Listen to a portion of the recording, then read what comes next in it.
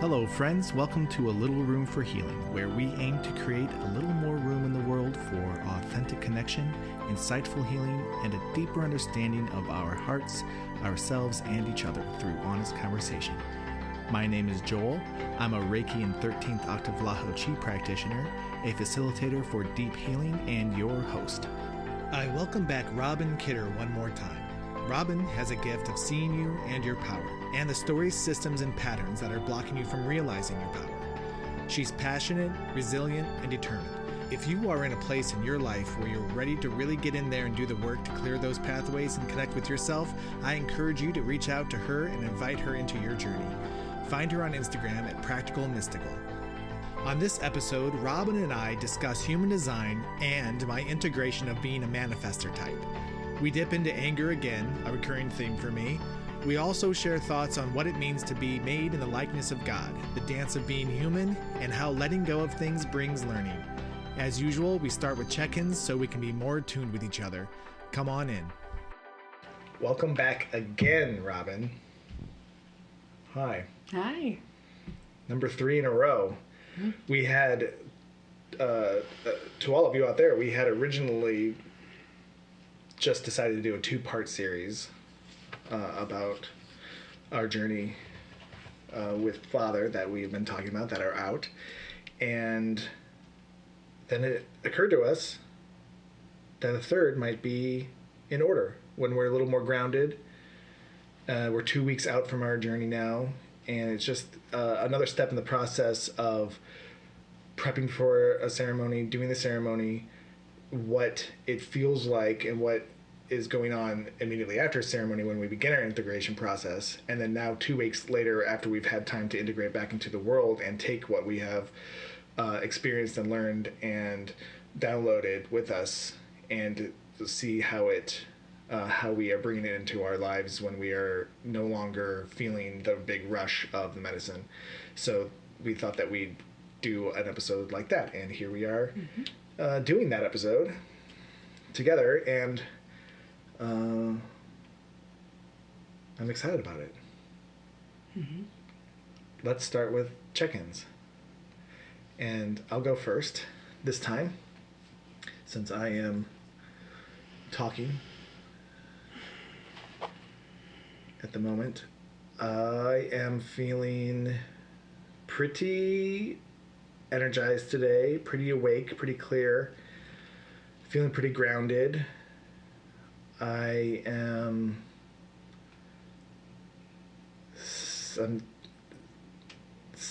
excited about the way the new openings I'm feeling, and we'll talk more about that.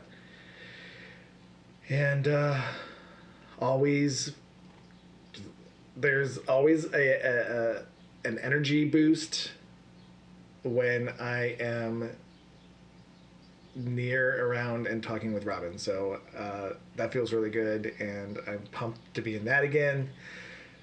Definitely love conversing with you and discussing and sharing and learning and growing together. So that's my check-in. How about you?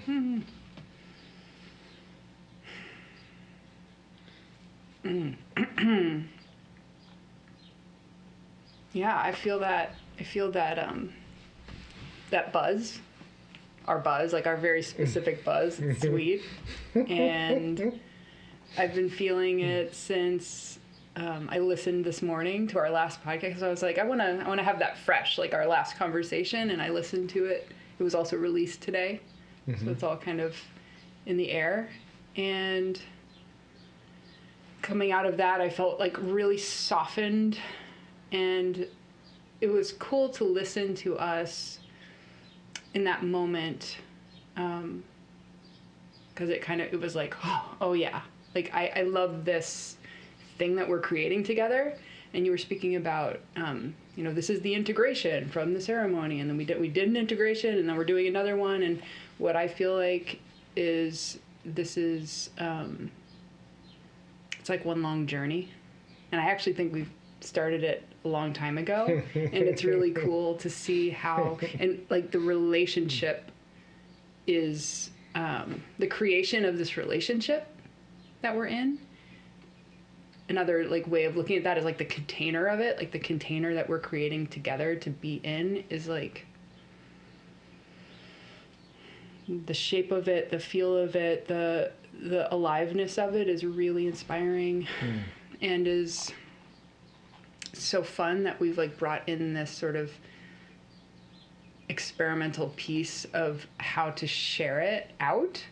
That feels like it's interesting. I'm thinking about our podcast that we did like back last year even and how we were sort of starting that there, and it felt a little bit I don't know, like it had some corners on it. It was like a little crunchier, and now it just feels like it's like, oh, we're used to doing this thing, and like we can love each other in this space, and like with the that's what I felt listening this morning. I was like, this feels totally natural and like really real, like how we are together, and I thought that was really cool, and I appreciate the art of it. It's like we're collaborating, we're like creating something that feels original and fun and interesting to me. And is that really a check-in? I don't know. That's just what I've been sitting with and in today, and I feel energized and have no idea what we're going to get into. That feels fine. Happy to be here. That feels fine. Yep. Fine with that. Awesome. Thank you for the check-in. You said it feels like our journey started a long time ago, and when you did that, this memory popped up of, man, it had been almost a year and a half ago when you were over visiting. We had this what was it? I think it was a no small talk party. A party where no small talk is allowed. And you were there, and we were sitting on the couch talking, and I was talking about and my masculine power, or my healthy masculine, came up, and how I was like, I'm not in it yet, I don't know, like I'm learning it, and you were like, we started back then. You were talking about my healthy masculine, and there was a moment where I think it came through me, and you're like, there it is. There it is, right there. I see it. So cool. Yeah, so that memory came up. I remember that. You were like, I don't have that. And I was like, you got it. It's here. We're still doing that. Yeah, but I believe it more. Yeah. I believe more. I'm stepping into it more. I'm really stepping into it more. And we're doing it with we're still slightly doing it with the healthy masculine, although I may have a better hold of that. But now we're doing it with me with human design, and you are helping me see my human design and stepping into that and integrating that into my life and seeing how that can help me move through the world. So yeah, we are still doing it, because we are still doing it. We're still doing it. Yeah. Well, the way I see human design, because we were talking about bringing that sort of into the dialogue that we're having here, it's actually another mirror to show you the truth. It's just another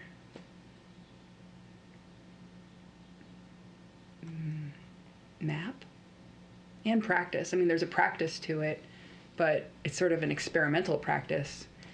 It's not you, you're you, and then that's just like another way of seeing the truth of yourself and experimenting and finding out for yourself, like, and there's like some suggestions in it that are like, hey, well, try this, and then you're having these like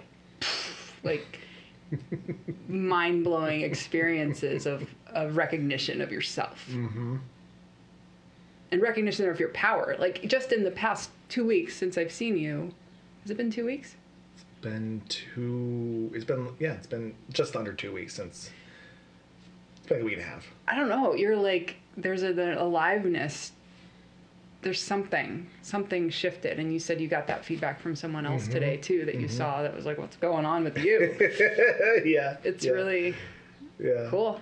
Yeah, my friend is staying at our on the property that I live on, and she got in last night, and she saw me, and I hadn't tell her anything that happened yet, and she said, when we greeted each other, she goes, "You look different. What's going on with you?" That was cool. That was really great. Yeah, I'm feeling the shift.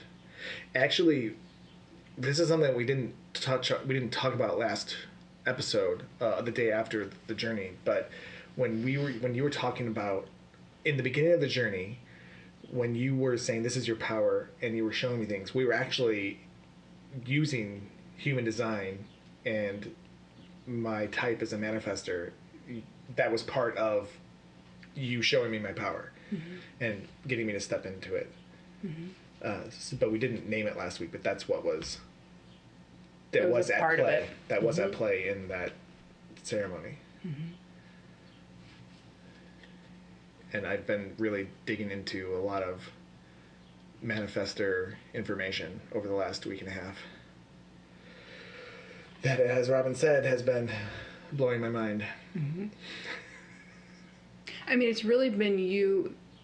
We were talking about this a little bit before we got on here, but your, like, human design's funny. It's not for everybody. It is not for everyone. It's like for specific people that it resonates with. And then if it resonates with you, it's such a special thing to get to watch it sort of go from seed to seedling in someone where it's resonating. It's amazing. And I felt that happening in you, and it was really powerful that we could work with that. What's that experience like of watching it go from seed to seedling in someone?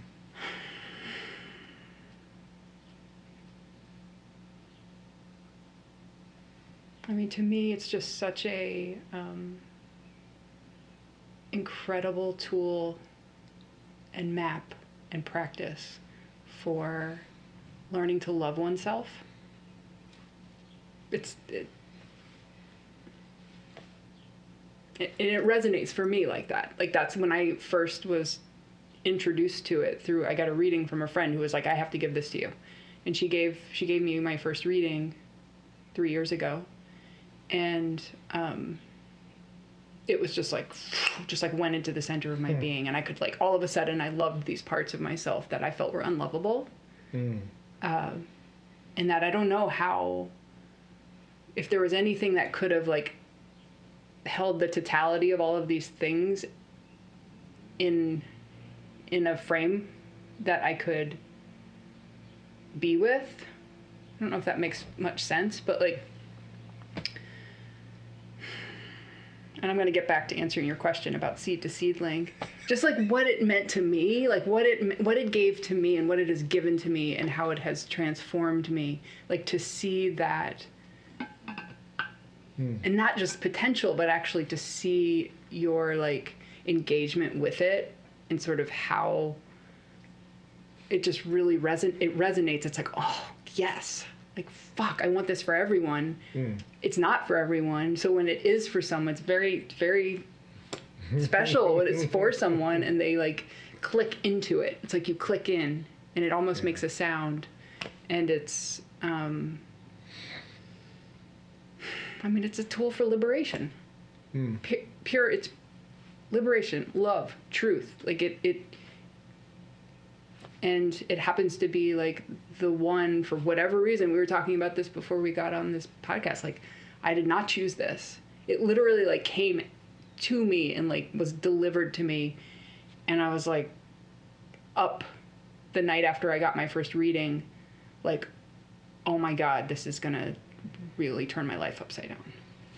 It scared me. It scared me, like, how much I could, because I could see it. I could see, like, all of a sudden, it was revelatory. I could see how my life had been kind of similar to San Pedro in a way. Like, how my life had been built on these sort of these things that were not true. And that if I kept following this path, those things, like I could already see it. The awareness alone, like, started to undo those things. And it's just like, I know what's going to happen. Like, if I keep following this, things are going to fall away.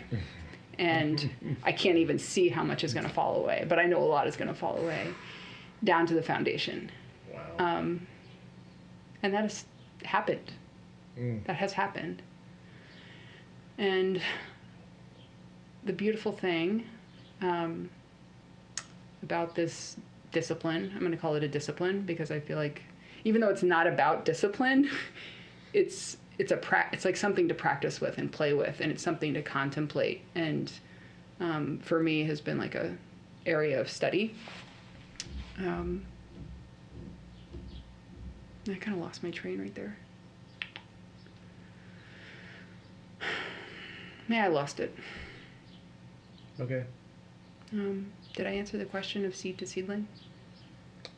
It wasn't a direct answer, but I got the answer out of it. Basically, what I got from your answer of your experience going from seed to seedling and then beyond is how deeply it has affected your life in positive ways.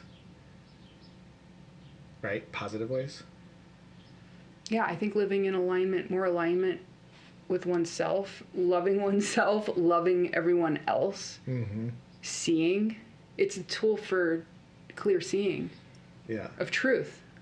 Yeah, I think that's fucking positive. I think that's like all I'm here to do. Yeah. It also refined my, like, what am I doing? What am I doing? And it's like, this is what I'm doing. Mm-hmm.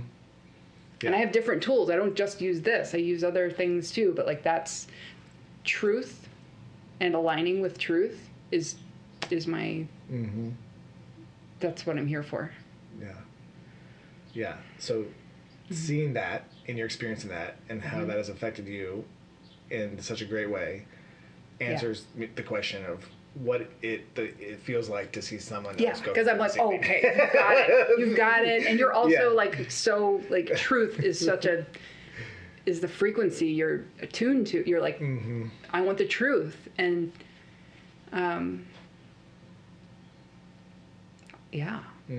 anything that is an accelerant and helps you get there more, I want that for you. Okay. And also, I could be helpful. If you're using that, I can be helpful there. I can, like... Yeah. I can... And you have been. Thanks. And you have been. Yeah. And it's also great that you get such joy out of talking about it and are up for talking about it, because I want to talk about it a lot right now.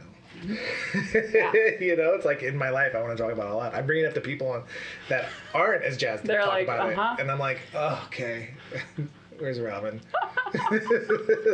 That's fine. That's fine. There's this, you sent me a page, a post from Instagram, on Instagram, from a page dedicated to manifestors. That the type, manifestors, one type of people in the human design group, and it totally clicked with me. And then I just started delving more into that page and realized that they have a podcast, and I started listening to this podcast that's made from a manifestor about manifestors for manifestors, basically. It didn't start out that way, but it turned into that. And I don't like podcasts. I don't listen to podcasts. I never have. I don't have much interest in it. But I can't stop listening to this podcast because it's just clicking so many pieces into place. So I that's fascinating to me. You have like this color around of you, like you're like this. There's this life that's moving through you. The thing that came to me when you were just sharing that was like, this is what it looks like when someone is deeply seen and recognized and is like, yes, saying yes to themselves. Yeah, that's cool. That's what it feels like. I'm like, oh, one of the aspects of, one of the many aspects of that manifestor that it clicks with me is we are not supposed to wait around for permission to do things. And I've always done that. And it's always been so grindy for me. And to hear this, just hearing this and having this click with me, I'm like, oh, the fuck? I can do whatever the fuck I want now. I mean, like, obviously, when I see it, like, there's like, when I say whatever the fuck I want, it's whatever creative urge or whatever urge comes through me or whatever thing that's coming from deep within that's like, do this now, do this, and just make it happen or act on it.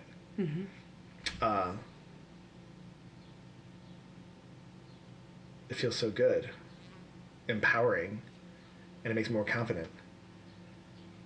It makes me more confident.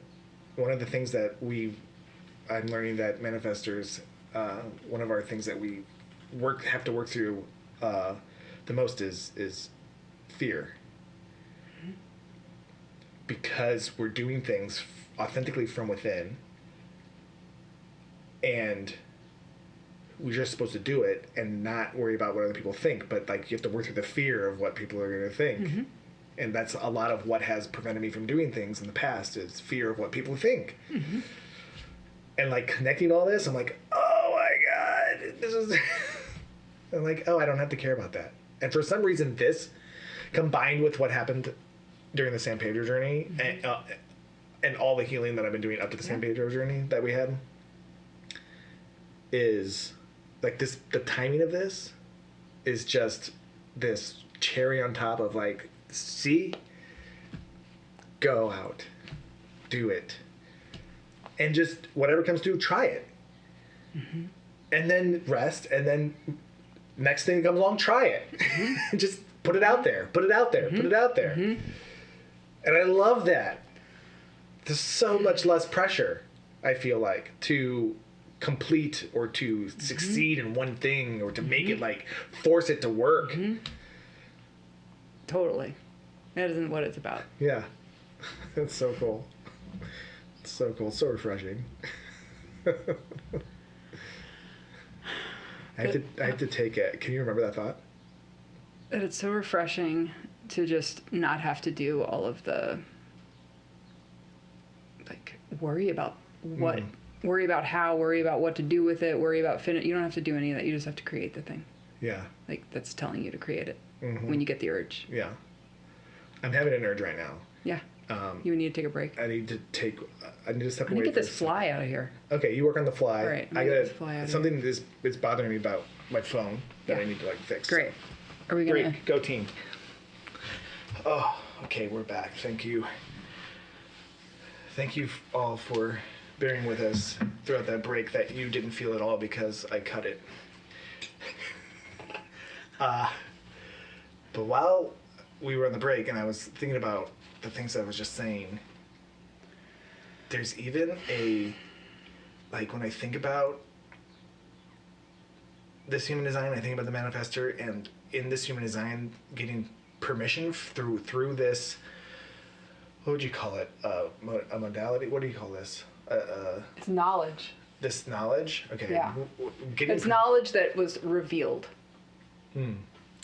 by a person who transmitted it. Transmitter. So getting this permission through this knowledge of human design to just create and put it out there and not wait for permission, and then go through a rest cycle where I'm not doing anything. I'm just like resting my transmitter body tool and then getting another creative urge and doing it. There's a feeling of, in the process of me learning this, there's this feeling of, oh, well, people are going to look at me and think, oh, who does he think he is that he can just do that? And like, it's awkward. It's really awkward. It's bringing up your stuff.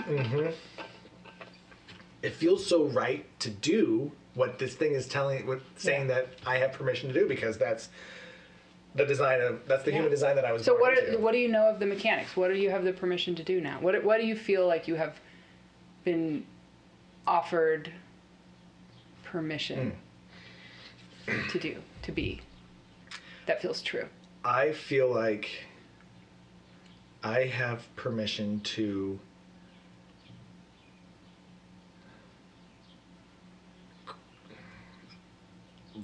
the biggest thing is I have permission to rest when I need to rest.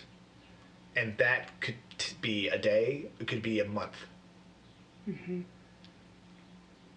But if I'm in a rest cycle, I need to do that. Mm-hmm. I literally need to do that. Mm-hmm. And then when this creative urge comes through and this energy comes through and the downloads start happening, and then I do.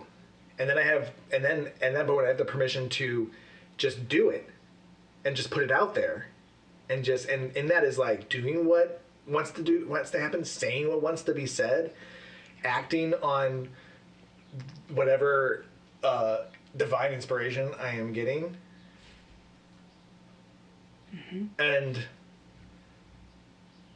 that could be either creating something and putting it out there artistically. That could be saying whatever thought that's coming out of me. Mm-hmm. And it could be like being in a group of people and saying what I'm seeing about the group of people or about the thing we're in, and just being like, this is blah blah blah blah blah. Mm-hmm. And then being like, and I'm done here, by the way, and I'm just leaving. And like not being like, hey, you guys mind if I leave? Like, no permission asking, just be like, I'm done here. Goodbye. And then walking away. Which is totally not how I've operated. Sometimes I have operated that, and it always felt so good when I did. But I haven't operated like any of this. Occasionally, sometimes, but not like on a steady basis, any of this. And I know that everybody has their own type, so everybody has their own permissions that they're getting. This one just seems, I don't know, for me it seems so, it's difficult to be like, I'm going to start doing this. I'm going to start doing this. Yeah, this is like one of the things that always,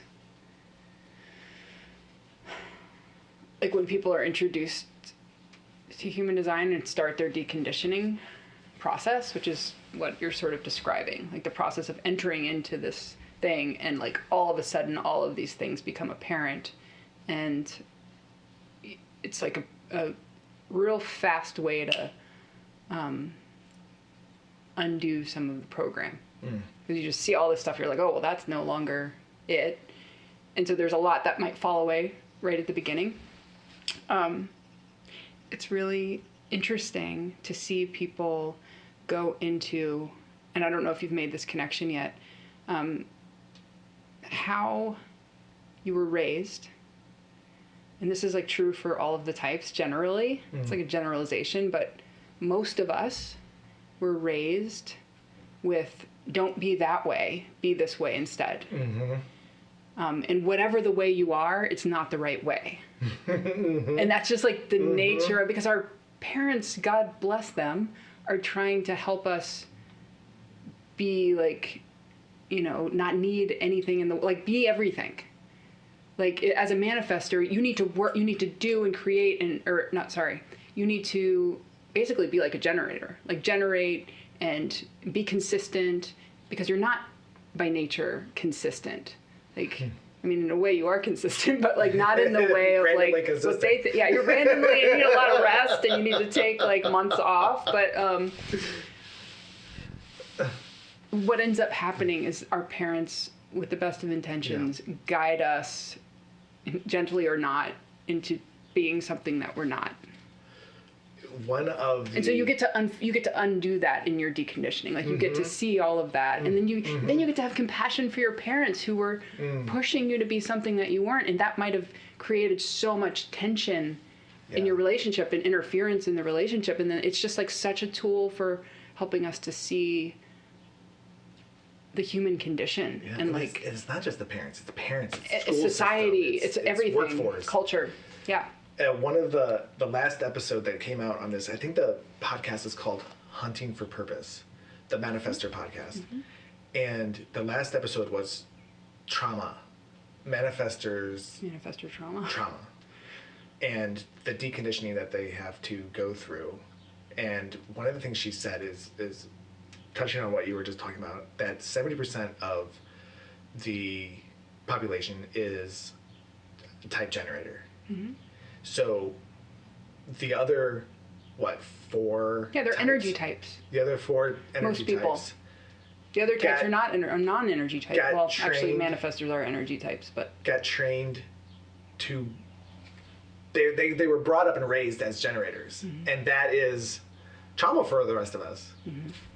And so she was talking about the trauma of being raised as a generator, as when you're a manifestor, and especially because of the manifestor's need for rest. I mean, manifestors aren't the only one that need rest. Like projectors need rest, don't they? Reflectors need rest. yeah. Maybe even more. Are they like? I don't know. I don't know much about the other types yet. But we all need rest. And the thing that's separated about the manifestors is that we have an undefined sacral. So we don't have that constant, we don't have that energy surge that's like, that the generators have, that are just like, go, wake go, up. go, They go. wake up Yeah. and they are like, yeah, they're ready to respond to something. This is another thing about the childhood, sort of the imprint of the culture being raised, or even the imprint of culture when you're an adult, like the expectation of that you're going to be able to fit in as a manifest. Like you are not here to respond to other people's ideas, to even let in other people's ideas necessarily, as a manifestor. Like that's not how the aura works. It's like, it's here actually to repel other people's ideas, because it's here to bring through a signal. That's this like such oracle work. Yeah. It resonates so much when you say that to me. What do you mean? When I do what? When you say that. Oh, when I say that to you. Yeah. When you say that to me. Yeah. I told you this story before when you first gave me a reading months ago.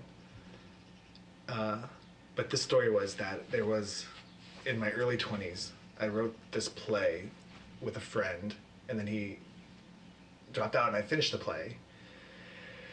And then I put it on. And in putting it on, I gathered a group of people to help me put it on. And then we were throwing around the idea of making it into a theater company after this play, and like keep putting other plays on. And after my play was done, I had no desire to be part of it anymore. Like somebody else's play was coming on, I had no desire. And they all were like, "You're selfish, you just want to be the spotlight." And I was like looking at it, I was like, it doesn't feel like that's the case. I just don't want to do it. Yeah. I just don't want to do it. Yeah. They put all this meaning, they attach all this meaning on it. And then I was like searching for guilt and shame about like, oh, do I just want to be the spotlight? Yeah. And I was like, it doesn't feel like that's the truth. But and then like it started telling me, I started gaslighting myself that it was that. Yeah. But no, I was like, oh no, my job's done here. I did this thing, and now I'm moving on. And how many times has that happened in your life? Probably Over and so over and many over times. Oh, the way this is supposed to work is you get your turn, and then they get their turn, and you have to do for them what they do for you. It's like it's a curse. The homogenization and the expectation that everybody be the same, and that we're all here to. It's just, it doesn't even make sense. Aside from human design, it doesn't make sense that we expect that. But we do. I mean, that's the culture does. It's cool. I just had speaking of, wow, interesting moment that this came up right as we were talking about this. I had a noticing that we're talking a lot about me and my experience with human design and post the ceremony, and I was wanting to know if you had anything that you wanted to share about you post ceremony.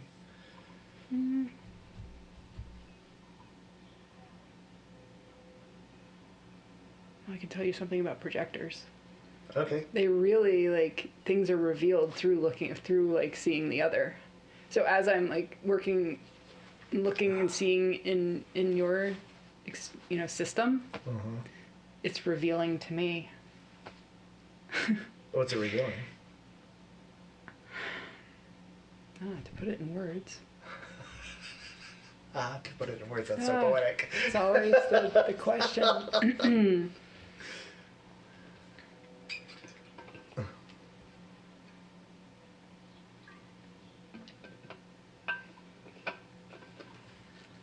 It's like a nutrient. It's like I receive this nutrient, this reflection of understanding, and like the seeing, understanding, the seeing, and how it's helpful to you, and like that goes back into me. I think we talked about this in the first episode of like this sort of that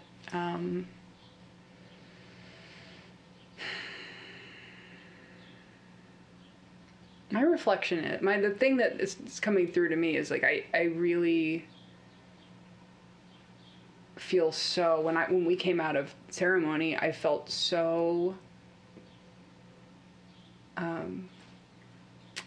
the keynote for a projector being like correct is success. Like I'm looking for that feeling of success. For a manifestor, it's peace. So when you feel peace, that means like, okay, that's like green light. You're on your trajectory, like the trajectory of your truth. You're in alignment with the truth when you feel peace. And for me, it's success. And when I walked out of our ceremony, and since then, I've felt that. I've felt this, like, this is my spot. And also, like, I have a lot of energy, actually, in my design and in my, my system needs to use that energy in my work. And when I work with you, and other people too, but like especially with you, like just it gives me a space to be to use all of those parts, like all of the parts of me. And yeah, there's a lot of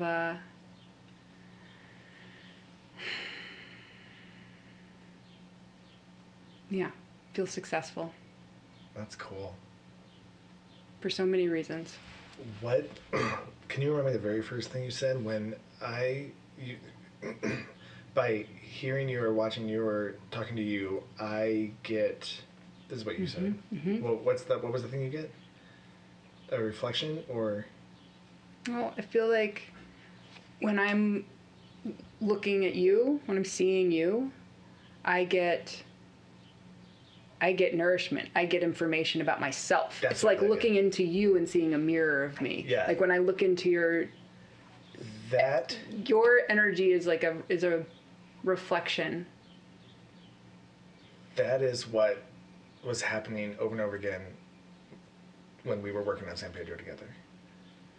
Like you were talking, the focus was on me a lot.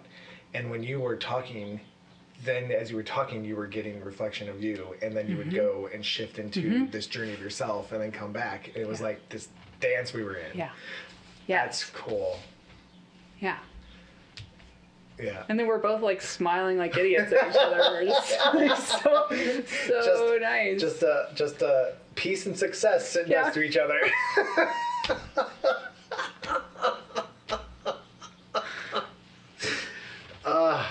I so love peace.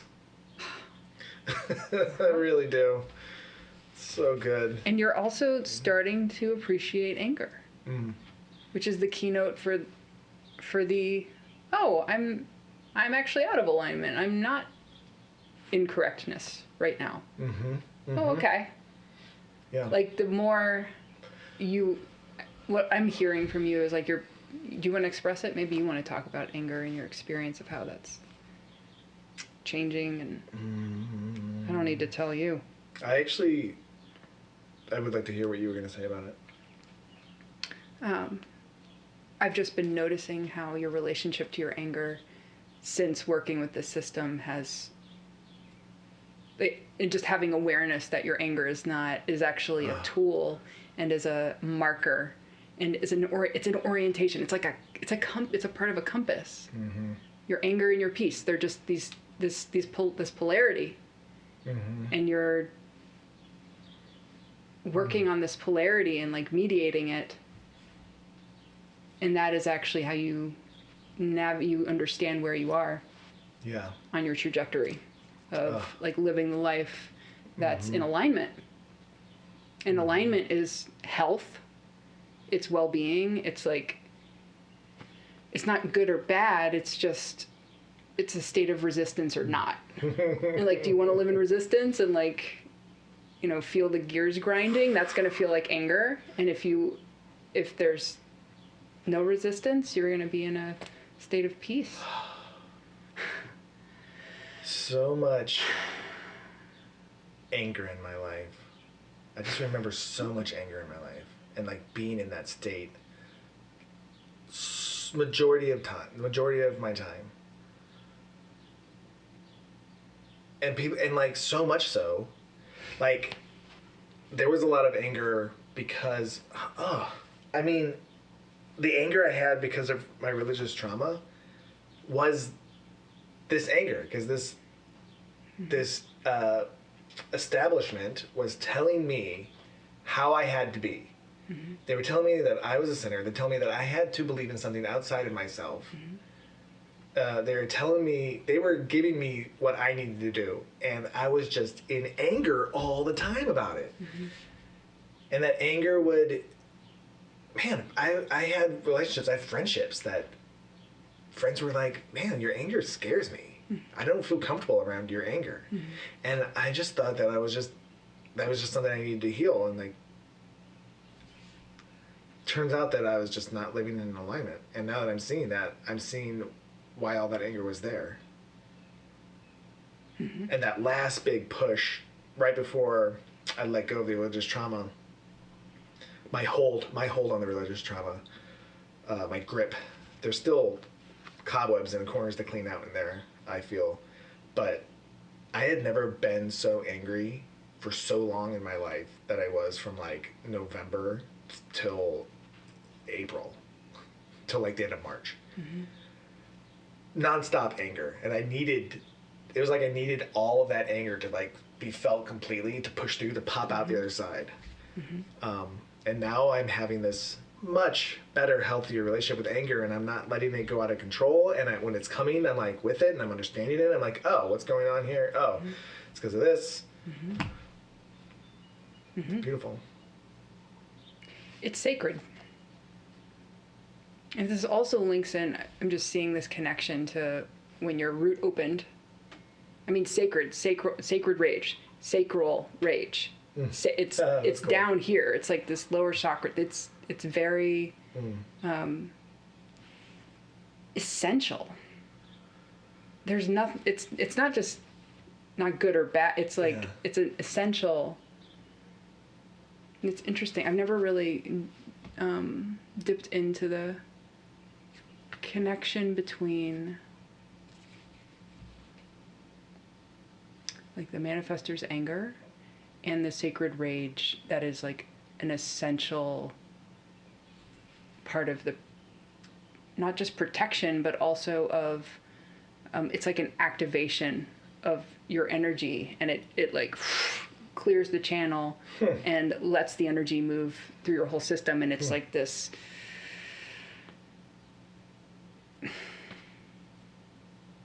it moves you. It like actually is what makes space to move your creations out into the world in the way that they're meant to move. Like that source wants them to move, that God wants it to move through you. That's cool. Do you feel that? Mm-hmm. Like that we vilify anger it's just so wild. It's like it's just the most powerful force moving through your body that is here to be channeled and directed and honored and listened to and revered. Yeah, well, I know that's a little off the subject of human design. Gets vilified because anger anger not held and not honored causes so much damage, so much harm, so much hurt, emotionally, spiritually, physically, all the above. So we're just like, no, anger's bad. Yeah. Put that away. Another thing that hit me when you were talking about the root and the anger that has to do with the sacral and the root is the root is our connection to earth and our connection to existence. Like with that closed, there's a closed offness. There's the energy of us feeling like we belong here, actually in these bodies on this earth, is not connected. Yeah. There's a lot of anger in that when you're not, because that's alignment. That's alignment with existing in this human form. Yes. And having that open. It's the farthest from anger I've ever felt. What do you mean? When that opened? When that opened, it was the furthest from anger I had ever felt. Like I wasn't in a place of frustration. Why am I here? What am I doing? Anger about not understanding. I was in a place of everything, of like, so happy to be here. I'm fully connected. I'm grounded. I'm on this earth, like heaven on earth. Is basically what it was. Can I reflect what I heard there? Yes. Which was like something a little bit different than what it was like. Because I still hear in this, you're still like, anger bad. You're like, I was far away from anger in this moment. And like what I hear is like, it's starting to integrate. It's like clearing. Yeah, it's clearing the thing so that all of the sensation can come through. Yeah. And it's like fire. It's just like fire. Like fire burns. And you put fire can burn your house down, or you can it can be the most. It's essential. I'm glad you said that. That reminded me of something. I was just talking about this with my therapist the other day. It's something that I've been thinking about ever since the San Pedro journey that we did, where I felt so connected and had that awakening God experience and was whole, and how I still was vilifying anger and right there when I even said that. But what I've been thinking about and what I've been holding, or trying to hold when I'm working on it, is we are told that we were made in the image of God. And God is omniscient, omnipotent, omni-everything, is all things. And in that, if we're made in that image, then we also have the capacity and the ability to hold and be all things. I have in me the spectrum of gay to straight. I have in me the spectrum of all emotions, anger to joy, to bliss, sadness, all of it. I can hold it. That's because I am in the image of God. God has it all. I have it all. And they're all good.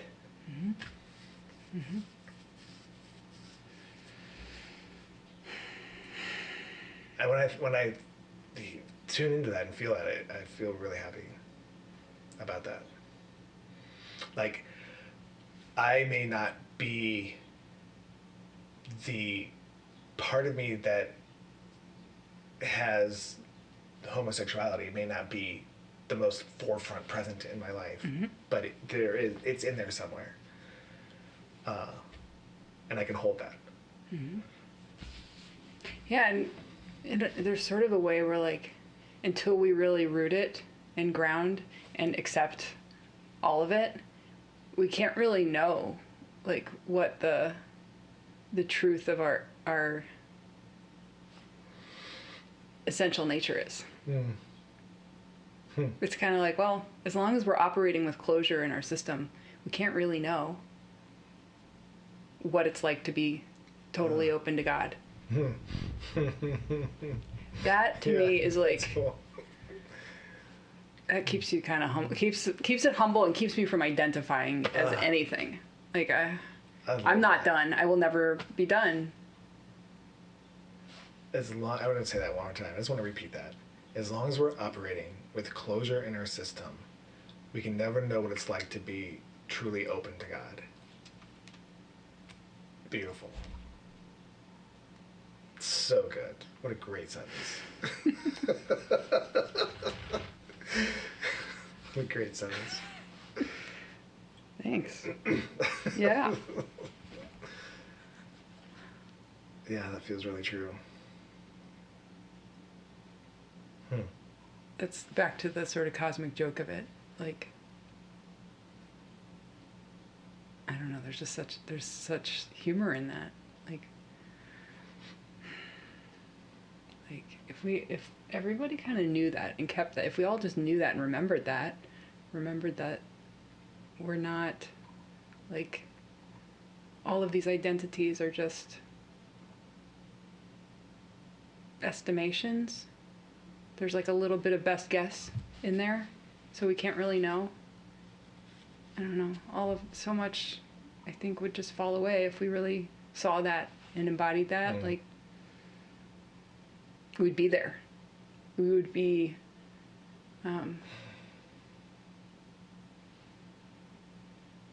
it would be utopian. And also the fact that we forget is like this is what being a human is, I believe. I think that us forgetting and, like, me reminding you and you having that moment of, like, oh God, that's it, and you remembering in that moment is like the game we're all playing. We're here to remind each other of that when we forget. I said that, listened this morning to the podcast, and I said that to you, that I want you to remember this so that you can remind me when I forget. I really feel that. Maybe that's why I was so excited that, like, you're like, the seed is turning into a seedling with your human design, because I'm like, fuck, this helps people remember. This will help you remember. Yeah, it is something that is helping me remember. Like, it is, like you said, it's not for everyone, but this is really connecting with me and helping me remember.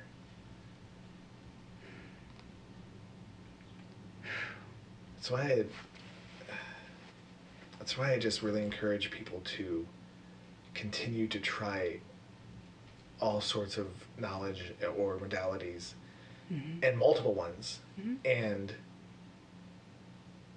find the ones that work for you. Find the ones that are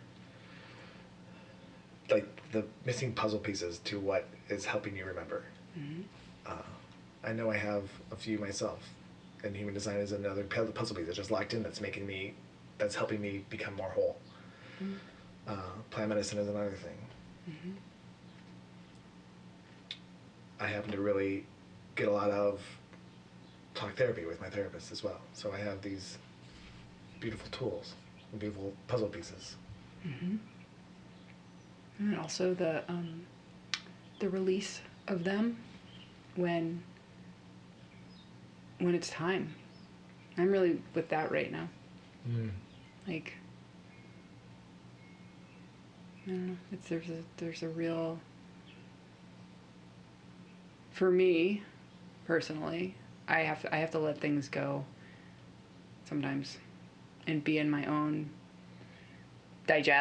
be in my own energy field, and, like, protect it a little bit more. And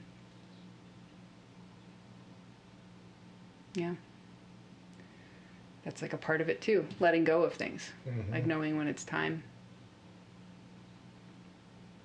Every time I let go of something, I learn so much. Like,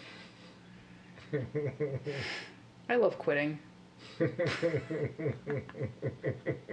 I actually was playing with the idea of quitting human design. That was proposed to me by my partner, who is not as excited about human design as my mind wants him to be. He's like, can't you just like not do that? And I was like, can I? And then I actually let myself go down that path a little bit, and like this thing that, you know, he and I are in this like somewhat of a battle on some level, because he's like, why you don't need that? Like, why do you need this thing that he doesn't understand? I think he understands more now, because we've kind of been getting into it lately since he told me that he wishes I would just let it go. I've actually been sharing more with him from the heart about what it brings to me, and what I feel like how it helps me to connect with people who it resonates with. And I think he understands more now.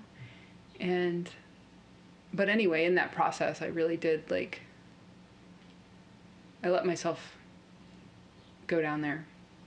I love imagining death, like the death of things, as a real sort of practice of what am I clinging to as truth that maybe is not. It did help me. It helped me. It humbled me to go through that process with design recently. It was like, okay, I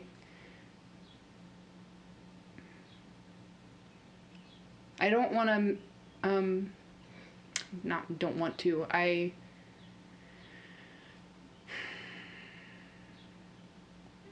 I'm not here to indoctrinate myself.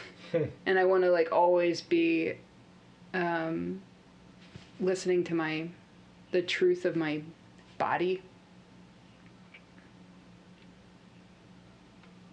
And sometimes I think the mind is just so tricky. It's like so incredibly smart how it will try to take over. It's genius.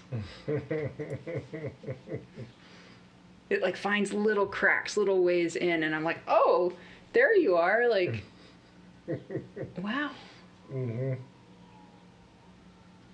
Yeah.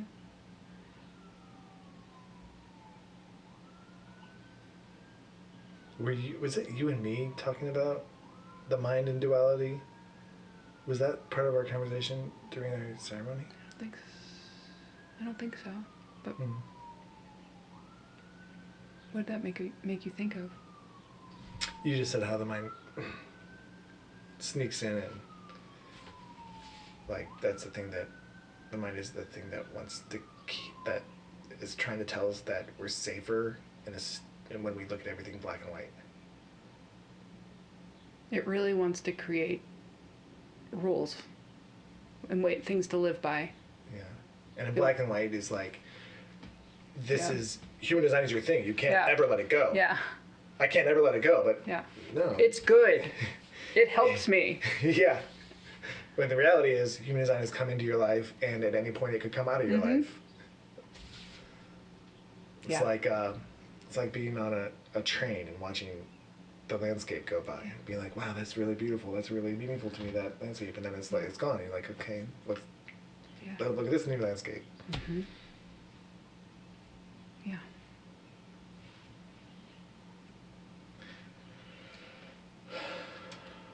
Yeah.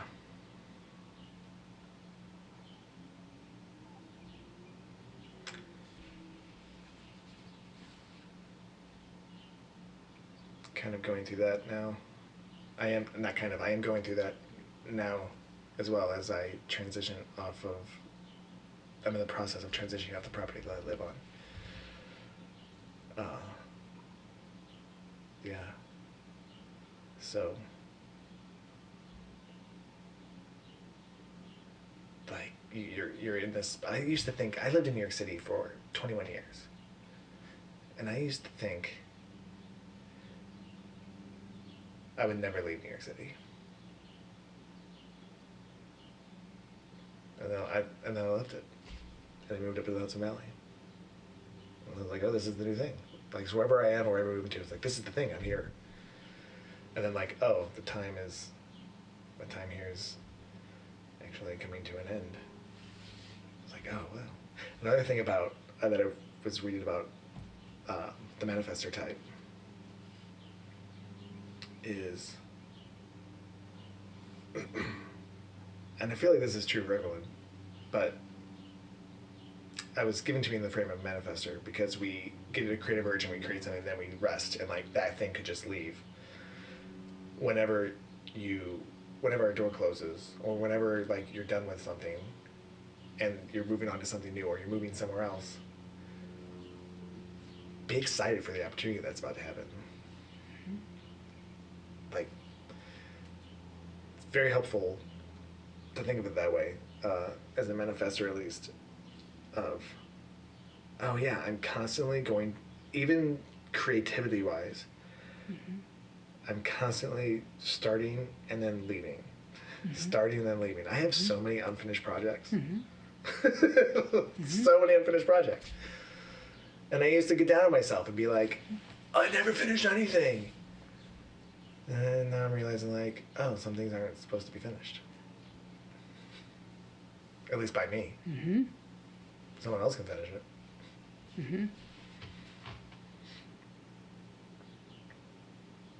It's cool. That's liberating. Yeah.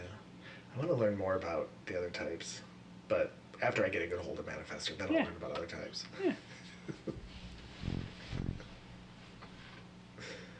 What's the urge? Why? What's the urge? Why do you want to learn about the other types? To understand people better. Yeah. I realize I just asked you a question, whereas you can just get the urge, like, I don't fucking know, I want to learn about the other types. Just the message that came through. I invite you to be that brutally honest. That's. I know. I wonder sometimes if I'm like, or I don't know. I hear it when I'm with you. I hear myself like asking you to explain your urges sometimes. And I hear you're like, okay, if I can play this game, and I wonder. And I haven't done it yet. What do you mean you haven't told me? No, finish what you're saying. Well, I hear you like playing the game that I'm saying you should play in a way. Oh, like, really? Explain yourself. I'm not saying it like that, but does it resonate? Wait, I'm not quite understanding what you're saying here. Like, am I playing? Like, I'm like, explain what are you thinking? Like, why? Why do you want to learn about the other types? Whereas, if it's a true urge, there's no why. I don't have to explain myself. Yeah, you don't want to really explain yourself. I'm imagining, like, that would be what I would expect from the design of a manifestor. Yeah. That wouldn't feel as... Huh. It didn't feel that bad this time. Do you feel like you're searching? Oh, that's an interesting question. Oftentimes I do. Like your mind is writing a story for it. Oftentimes I do feel that, like, okay, I gotta come up with something. Sometimes there's actually a real answer. Like, that one felt like I wasn't searching for that answer. That is why I want to understand the people better. We were texting the other day, back and forth, and I didn't follow through my urge. But I wanted, like, my urge was to be like, I'm done. I'm done with this. Bye. I feel like I can do it with you, but I haven't yet stepped over and tried it yet. You can practice with me. Yeah. Oh, I appreciate that. I really want to try. There's still, this is the deprogramming of the fear. Yeah. Of hurting people, being too blunt. Is it too blunt to just be like, I'm done? You could probably craft that. I'm not going to tell you how to do it. I don't know. Maybe not. Maybe the crafting is also the mind, like, trying to soften it is like extra resistance. So, like, the idea is there's mind, and then there's like the body leading. The body leads you. And that's sort of, I don't know, what I tune into, or I try to tune into. And sort of what I was talking about was the mind is really fucking tricky, and sometimes it'll come in, and it's fine. It's just, what I'm doing is trying to move from here and not move from my mind. And almost watch my body, watch it do what it does. It's another thing I'm having difficulty is like thinking, well, don't we all just want to just say we're done? Don't we all just want to be like, I'm done talking about this. I'm moving on now.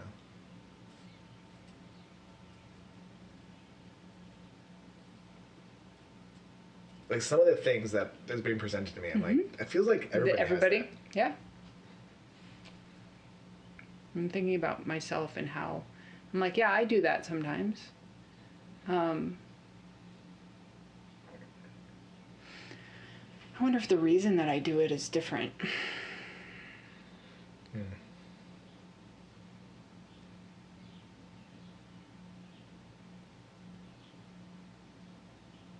And the reason that I don't do it is different based on my system, my conditioning. I don't know. Interesting. And also, another thing I want to say is that manifestors aren't the only ones that create. Everybody creates. Everybody creates. It's just I don't have follow through. I don't finish the job. That's the difference. That's one of the differences. I create and I don't finish. Sometimes I do. Not everybody has that. So I don't know. It's so weird. See, this is the thought that makes me uncomfortable about it. Is it really different than anybody else? I don't have creative urges. I don't feel. Not in the way that you're talking about. Where my system feels the most relaxed, and where the magic I'm discovering emerges for me is when I'm sitting back and waiting for the invitation to come in to like invite me to use my seeing and my very particular signals that I'm putting out. People are like, I call it, I'm a specialist. Like I have a very specific thing that people need it, and they invite it, and then it turns on. And it's not really available otherwise. Interesting. And I found it to be true. I mean, that's like consistent with my type, and I've experimented with it, and I'm like, yeah, this is true. But I also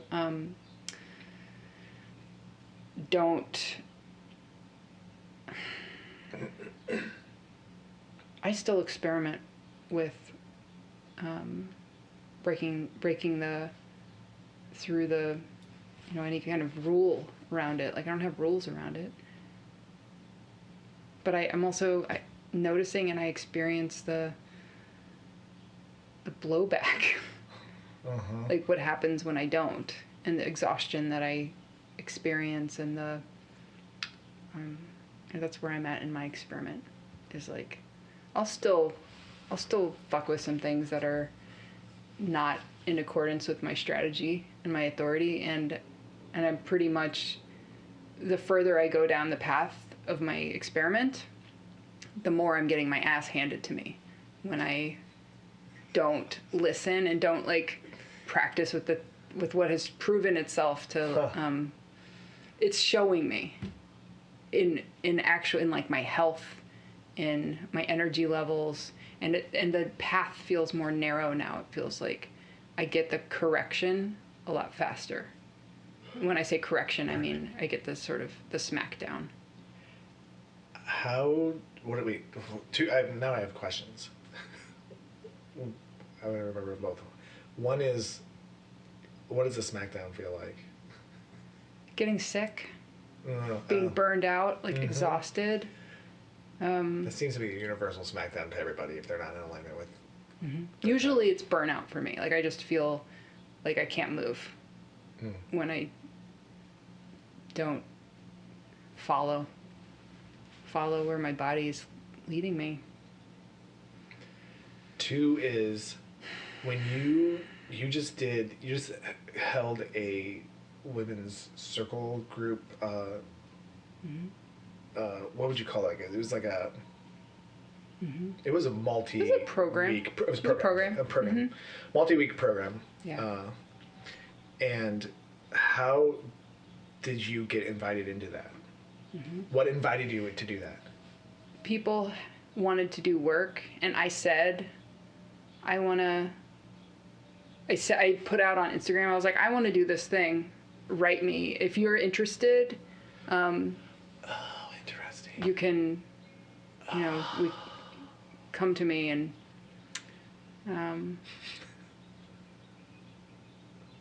invite yourself into this group. Invite me to lead you in this.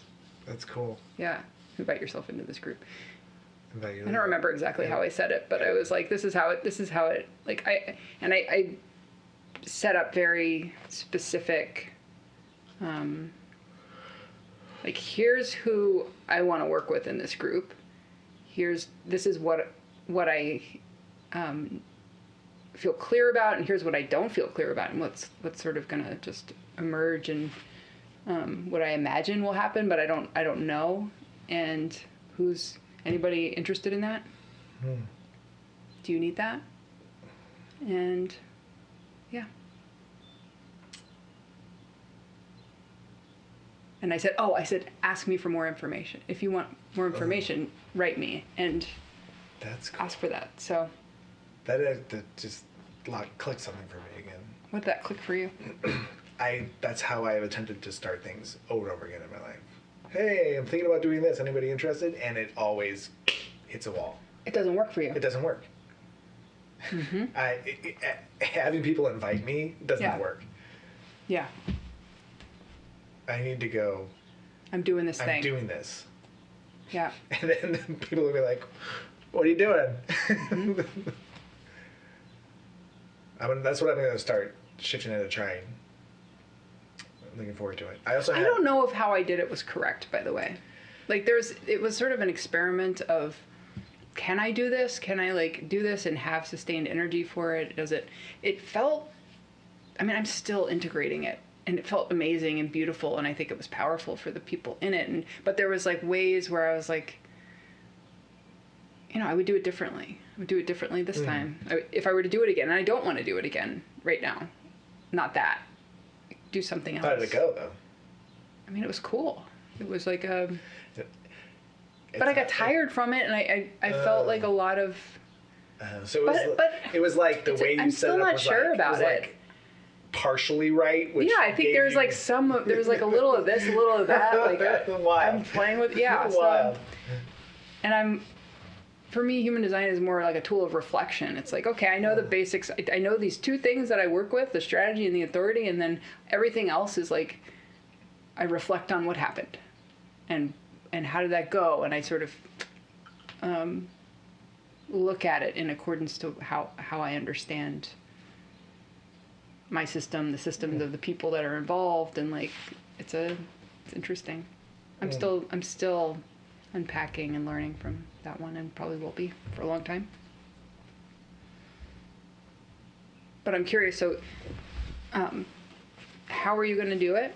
You're gonna just say, I'm doing this thing, doing this fucking thing. Yeah. Get on board or don't. Yeah. I don't know what the words after I'm doing this thing are yet. I'm doing this thing. DM me. That's it. I think that's it. Click here to buy it. Yeah. Yeah. Click here to apply for it. Oh. Yeah. Oh, that's cool. I don't know. It feels good. Mm-hmm. I also, hearing you talk about the way that it works for you with being invited, cleared up something in my head, something in my life, of a friend of mine who I've done projects with, and them being like starting things and feeling really grindy about it and just doing it. He's a projector, and him putting things out there and like it not really like clicking and connecting, and then him finally being like, oh, I don't want to do that anymore. I'm just going to wait until people invite me to do it. And then that started happening, and like he's relaxed and doing it, and it's so much easier for him now. Like he could see the thing that he wanted to have happen, but like he doesn't have the energy to do it actually. And he's like, oh, this doesn't work.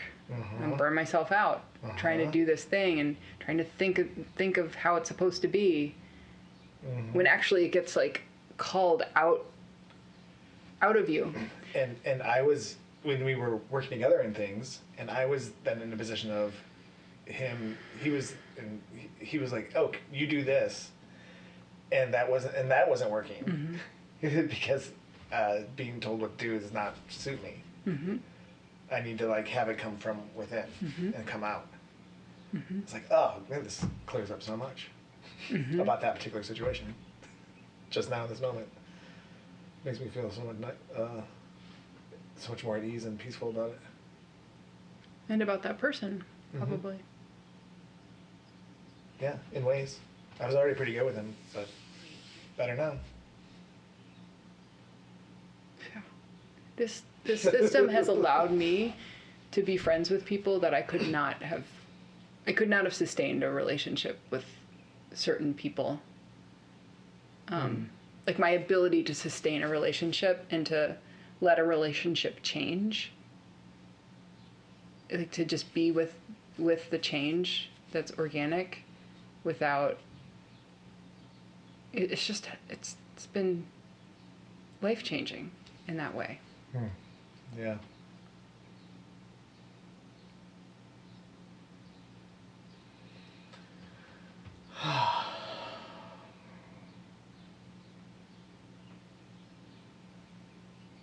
We're going to wrap it up now. That was me practicing. Great. I have to say I'm practicing because I still feel self-conscious about it. We're wrapping up now. Why do I always have to say it aggressively too? Because I'm protection. Not used to it. And little bit of anger in there. Little anger, like little flamethrower. Yeah, it's an adjustment. It's like don't fucking say anything to me. We're gonna end this now. I don't want to hear. I don't want to hear what you have to say about it. Like I don't want to take that. I don't want to. Yeah. It's also like it's how I feel about a lot of the healing process in general. Is if you've been one way on a spectrum, and it is unhealthy for you, and you're healing it. Oftentimes, I find that you have to swing to the all other the way end or pendulate and be over there for a bit until you can land in the middle. So same. I think there's going to be some aggression and like assertiveness in my delivery until it softens and lands when I get used to it. I mean, I think I did have something to say about that. Bring it. Which is contain that as like have practice spaces. We talked about that last time. Like you can practice with me. There's like certain people that are going to be, and then I would lean into practicing because you don't want to blow up. I mean, maybe you do. Maybe you do want to blow up your fucking relationships. All my relationships. There is a consequence. Like even as we're going through this like pendulum, it's like, yeah, we've been holding all this stuff in. We've been suppressing this stuff. So I'm going to let it out. Like, okay, but then there is a consequence for that. Yeah. And it is 100%. And it's okay. Like, okay. No, that's we have choice. And I'm in the awareness of that, and that's where the fear is coming in again. And so it's like I want to be able to do what feels right in my system in the right way. Yeah. But I haven't quite found the right way yet. Yeah, but the like good boy pattern, maybe to break that you have to just be bad. just be like, fuck all y'all, I'm gonna do what I want. Like, maybe you have to.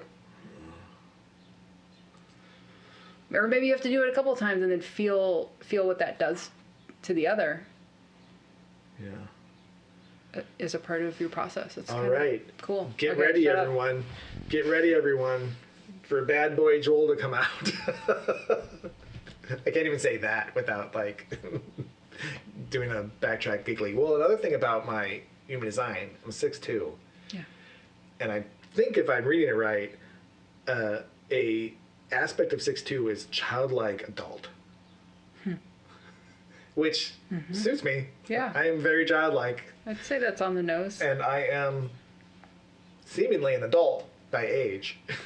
Technically. Anywho, we can get to that another time. Any other final last thoughts that you would like to share? I appreciated the exploration today, and thank you for inviting me in here. Really, I love this. I love the dives in. Happy to have you. I love it too. And thank you for your insights. And just what you said before we started, I think happened. You said before we started, I'm seeing that what we'll do is integrate you into your human design. A little bit. A little bit. Mm-hmm. Yeah. So, it was buzzing around the surface when Yeah. you walked in the door. It's like, okay, this is what's here. We're always with what is present. Yeah. I love that. It's how I get the most out of life in general, but definitely it's how I get so many good things out of being in a relationship with you and other friends of mine who also do the same thing. It's beautiful. I encourage everyone to practice that and find that in their lives, as well as making a little room for healing in your lives. Mm-hmm. So thank you, Robin, for being here. Thanks for having me.